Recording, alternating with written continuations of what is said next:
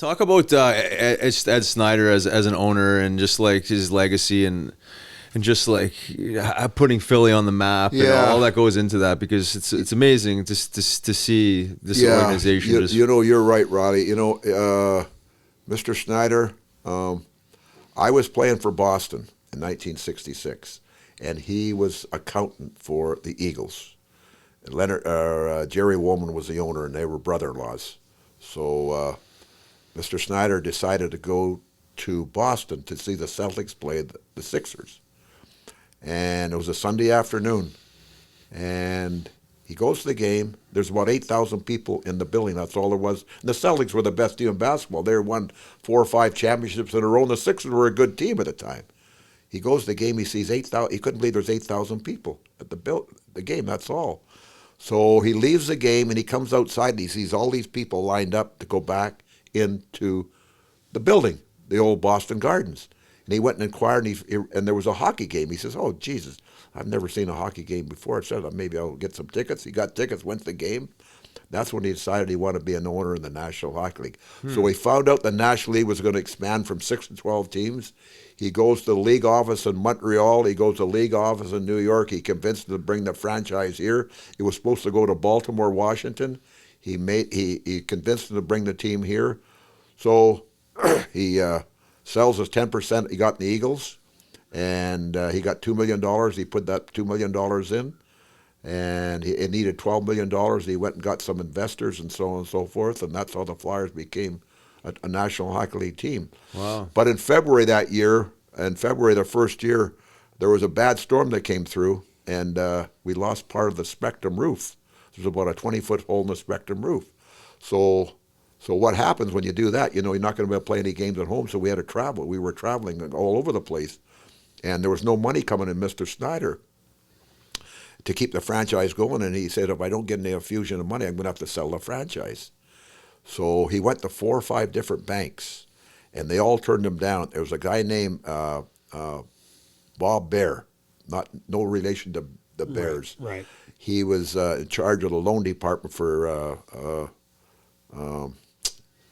Gerard Trust, and Mr. Snider goes to him. He was the last banker. To go to, because if he doesn't get the money, he's going to have to sell the franchise. So he goes to him and he says, "I need an infusion of $2 million to keep the franchise going." And Bill Bear says, they talked for a while. He says, "I'll tell you what. Tomorrow morning at 9 o'clock in the morning, you'll have $2 million in your account," and that was it. And so we kept the franchise in Philadelphia. But lo and behold, the franchise could have moved if he hadn't got that money. But Mr. Snider, man, all he wanted to do is win. All he wanted to do is win. There's nothing wrong wanting to win. Right. He'd do anything to win. And he was the greatest owner in Philadelphia and one of the finest owners in all the sports. He really was. All the sports. Very smart man. He made the National Hockey League grow, and a lot of teams become successful because of him and Gary Bettman were very close. Yes. And him and Gary used to have numerous meetings about this and that and everything else, and Ed would come up with these ideas, and Gary would listen to him, and by God, the league just grew, yeah. and you couldn't have asked for a finer owner. Yeah. And I'll never forget after our second cup, we beat Buffalo, and we had a big party at his place, and we're bullshitting, and he said, "This is easy. Easy. We haven't won since then, for Christ's sake." So what? Not that goddamn easy. 50 years later, we haven't won. But he says, "This is easy." After 8 years, we won two Stanley Cups. Yeah. We haven't won since. Oh, man. This is easy. This is easy. I'll never forget him saying that. What the hell? He was awesome. He was so awesome to work great for. owner. I mean, you just obviously he's a very, very smart man. I remember having a meeting with him, Joe. It was in the summer, and he emailed me and he says, "Are you around?" Yeah. And I said, "Yes." I said, "Yes, sir. Do you need something?" He says, "Can you come see me tomorrow morning at the center? I want you to bring shoulder pads, elbow pads, all the pads that the guys are wearing right now."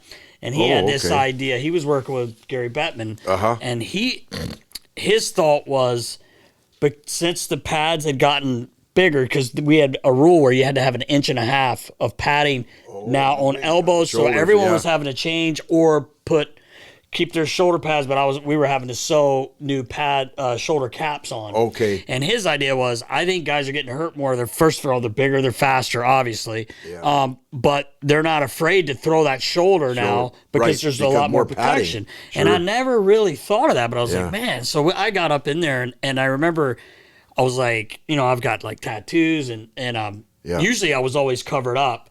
Yeah. And I didn't have a coat or anything, so I ended up going up to his office, and he was like, "Oh, I love your art." He's like, and I'm like, that I just nice? didn't expect it. He's like, tell me about it. So I'm like sitting there with Mr. Snider, telling him about my tattoos, but then brought the gear out, and man, he was so in tune with what was going on. Yeah. And it's funny Yeah. you brought up the Eagles too, because he had an old helmet. This like leather, and he was showing me that, but it was I knew him since I was a kid, as you know. Sure. But to sit with him for like an hour and a half, it was like I was literally amazed. I was telling everyone like, this guy blew me away. Yeah. And he Isn't was that so nice? cool. Like he was Isn't that so nice? cool. How much Yeah. he cared. Yeah. How much Yeah. he cared about like asking me about everything was going on with me. And I remember when he would come over to the skate zone for practice, he would come once in a while.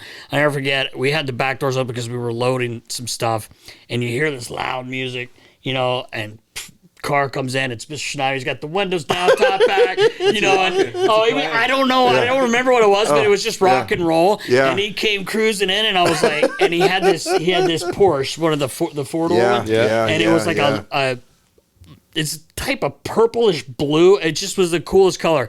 And I said to him, I said, you got my favorite car with you today. He throws me the keys. He says, take her for a spin. I said, no. I said, my luck, I'll pull out and get T-boned and thing. I can't afford it. But he was just the coolest guy. That's the way he was, I man. loved him, man. Yeah. He was awesome. Oh boy, he'd do anything. I know some guys had monetary problems. Some guys weren't handling their money very well, and they go to him, and he'd give them a loan or even give them the money, and he wouldn't ask for the money back. I know some of the guys, that's the way he was, man. It was truly family Yeah. with him. I mean, Yeah. people say that sounds corny, but it was. Yeah. And it is. Yeah. And it's back to that, I believe. Yeah. With Danny and Jonesy and Mr. You're right. Hilferty, like You're you right. said. You're right. Yeah.